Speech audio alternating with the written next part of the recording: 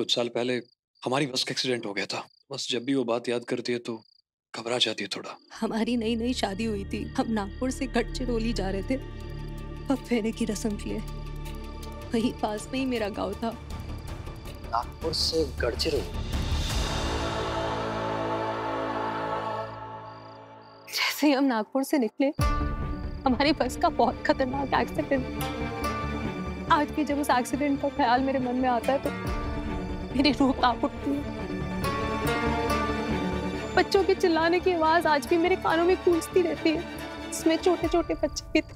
और एक औरत तो मुझे बहुत अच्छे से याद है, जो अपने एक छोटे बच्चे के साथ अकेली सफर कर रही थी। 1 से 3 महीने का ही बच्चा होगा उसका। उस औरत और बच्चे का क्या हुआ?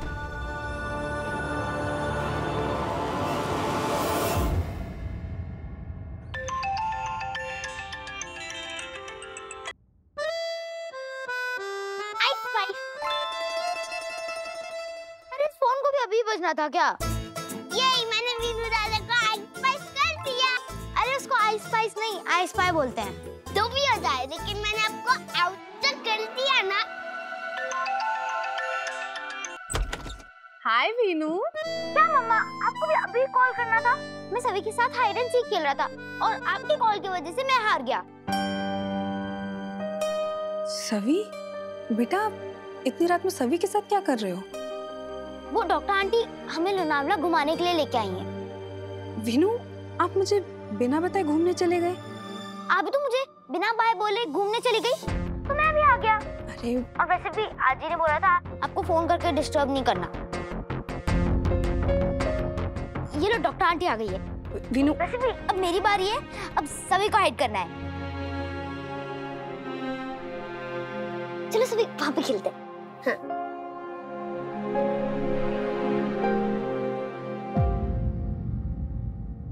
हाँ।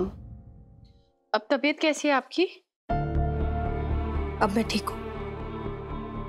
1 मिनट, ये देखो।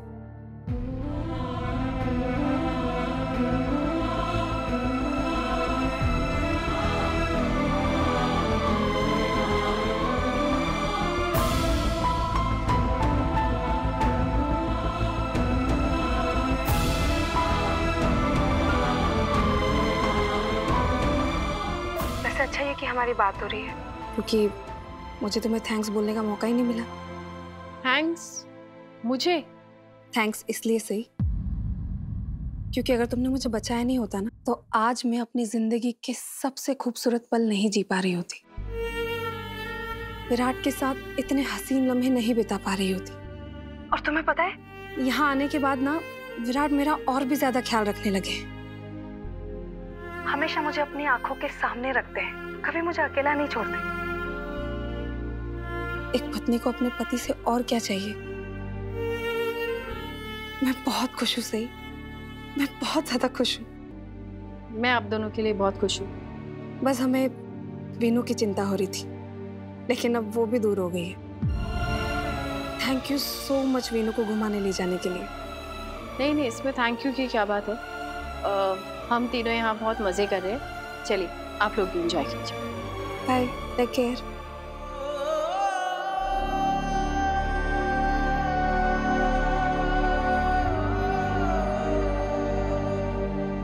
वो बच्चा उस हादसे के बाद हम लोग के पास ही आ गया।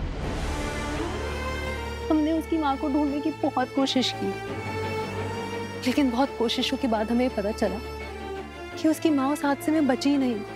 हमें समझ ही नहीं आ रहा था हम क्या करें। वो बच्चा इतनी जोर जोर से रोता था।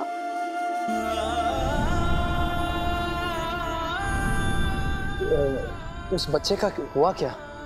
कहाँ है वो बच्चा? उसकी माँ तो इस दुनिया में नहीं थी अब, तो हमने एक रेस्क्यू वर्कर को दे दिया उसे।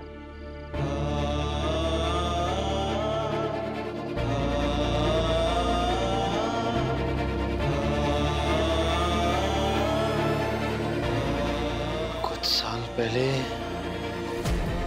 सई और वीनू का एक्सीडेंट ऐसे किसी बस में हुआ था जो नागपुर से गढ़चिरौली जा रही थी। कहीं ये लोग सई और वीनू की बात तो नहीं कर रहे? क्या मेरा वीनू जिंदा है? तुम्हें वीनू के बारे में पता चला?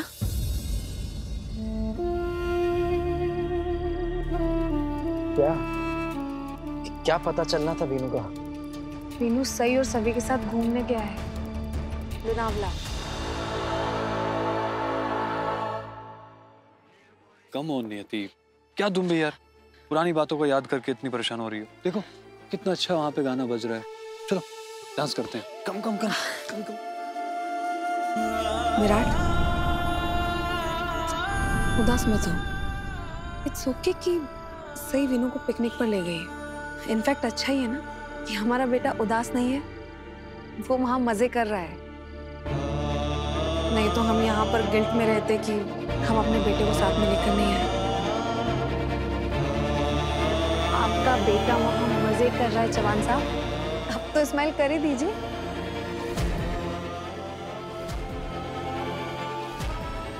विराट, ठंड बहुत लग रही है, हम रूम में चले क्या? हम वहीं पे खाना मंगवा लेंगे दोनों।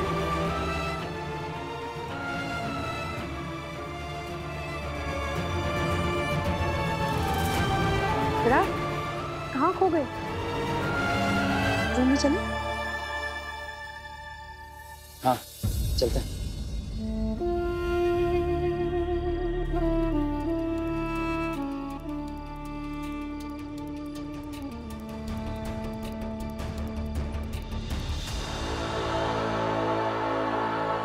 हेलो दोस्तों, मैं आपके लिए एक बहुत ही इंटरेस्टिंग गेम लाई हूँ जिसका नाम है बात पतंगड़।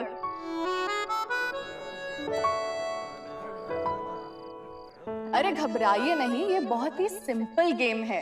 इसमें आप में से किसी एक गेस्ट को यहाँ पर आना है, बोल में से एक चिट उठाना है। चिट का जो भी टॉपिक होगा उस पे आपको 2 मिनट बात करनी है। आप कुछ भी बात कर सकते हैं, ओके? लेकिन आपको कोशिश करनी है कि हम सबको हंसी आए, ओके? क्योंकि हंसते हंसते करेक्ट।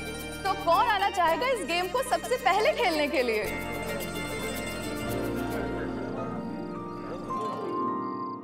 ओह मैडम प्लीज आइए, आपके लिए जोरदार तालियां का मार।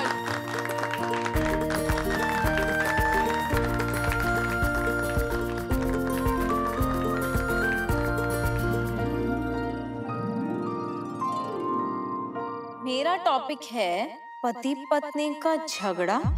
ये कैसा टॉपिक है? क्योंकि पति पत्नी में तो झगड़े होते ही नहीं है, ये तो अफवाह है।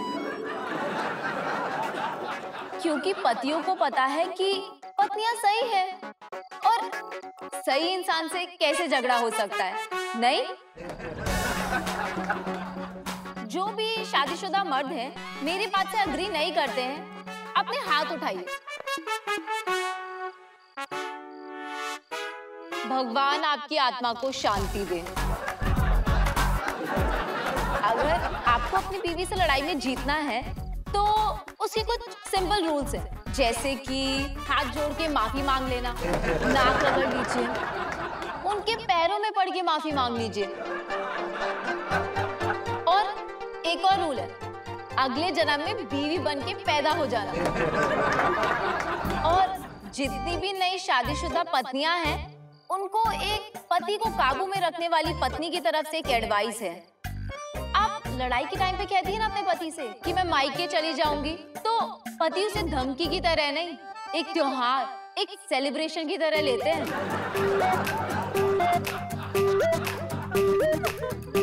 और अगर आपको धमकी देनी है तो कहिए कि क्रिकेट मैच नहीं देखने दूंगी, और खाने में कल से केवल लौकी की सब्जी बनेगी। ऐसी ही धमकियों से डरते हैं ये पति नाम के प्राणी। और ये जो मर्द सोचते हैं ना कि ये लॉजिक लगा के कोई भी फाइट जीत सकते हैं, नॉट पॉसिबल। क्योंकि अगर आपके पास लॉजिक है तो आपकी वाइफ के पास मैजिक है, और वो मैजिक है आंसू। आप कितना भी लॉजिक लगा लीजिए, आपकी वाइफ के एक आंसू के आगे आपके 1000 लॉजिक फेल हैं। Hence, moral of the story is wife is always right. अगर यकीन नहीं होता तो मेरे पति से पूछ लीजिए। क्यों, मैं सही बोल रही हूँ ना? तुम हमेशा सही कहती हो। आया रो क्यों रही हो? क्या हुआ?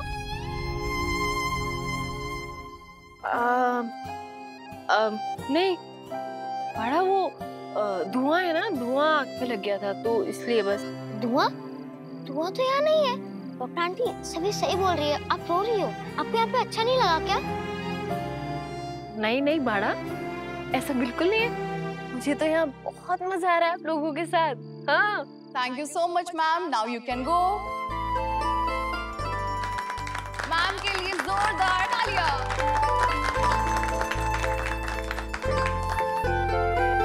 ओके, तो अब नेक्स्ट कौन आएगा?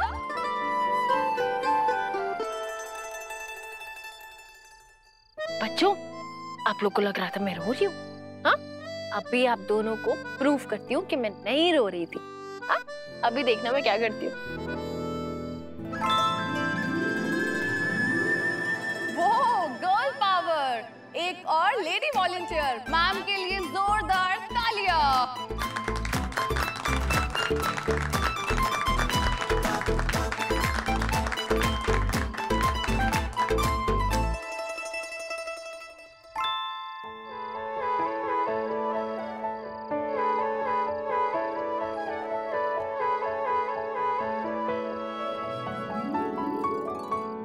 तो मेरा टॉपिक है शादी का लड्डू। सही है। अब ये टॉपिक भी मेरे पास ही आना था, मतलब मैं इस टॉपिक पे क्या ही कॉमेडी बोल सकती हूँ। शादी तो खुद में ट्रेजेडी होती है ना। आपको पता है, शादी करके ना इंसान हंसता नहीं है, इंसान हंसता है। पता है इसे शादी का लड्डू क्यों कहते हैं? इसे शादी की बर्फी, रसमलाई, रसगुल्ला, गुलाब जामुन क्यों नहीं कहते? वो एक्चुअली क्या है ना, ये शादी की ज्वेलरी, कपड़े, बैंड बाजा, बारात, इसमें इतना खर्चा हो जाता है कि फिर ना सिर्फ लड्डू का ही बजट रहता है। वैसे इस मामले में ना मैं बहुत लकी थी। मेरी शादी तो फटफट हो गई, मुझे पता भी नहीं चला। लोगों की सरप्राइज बर्थडे पार्टी होती है, मेरी तो शादी सरप्राइज थी। तो देखिए, ये शादी का लड्डू मैंने भी खाया है और उससे मुझे वो कहावत याद आती है कि शादी का लड्डू खाओ तो पछताओ, ना खाओ तो भी पछताओ। और सच में भाई साहब, उस शादी के लड्डू की कसम खा के कहती हूँ, इस लड्डू को खाने के बाद ही पछतावा होता है असल वाला।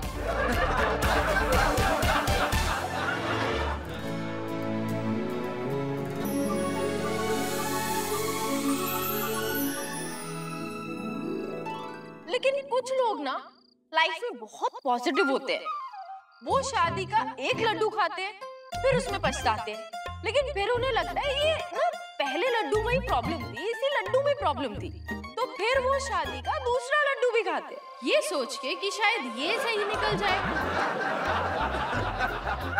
लेकिन आदमी ना बहुत भोले होते हैं, उन्हें लगता है कि ये 2 लड्डू खाने से ज्यादा क्या होगा, पेट ही तो खराब होगा।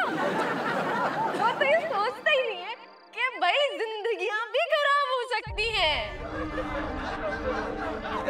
आदमी ना अपनी गलती मानने से भागता नहीं है भाई, वो अपनी गलती को एक्सेप्ट करके माफी मांग लेता है और आंखों में आंखें डाल के कहता है, ओह मैं जानती हूँ ये बार बार शादी का लड्डू खाने वाले कुछ आदमियों को, मैं ना उन्हें मिस्टर उप्स कहती हूँ।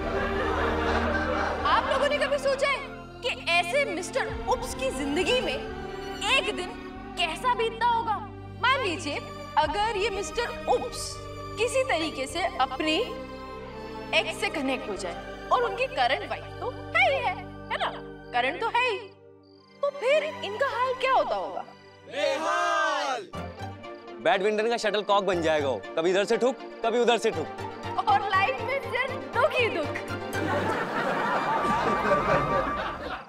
अरे ऐसे आदमियों